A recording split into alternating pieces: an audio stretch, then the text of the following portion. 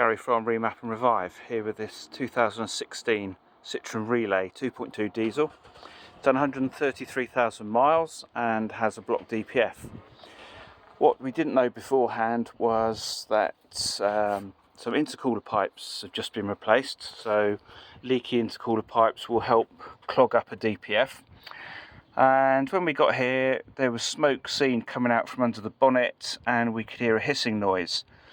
The exhaust is fine, so we've done the DPF clean, and further investigation, now that the clean is finished, shows that a intercooler hose clip, not sure if you can see it, down the bottom there, hasn't been done up, and the hose has actually come off the pipe.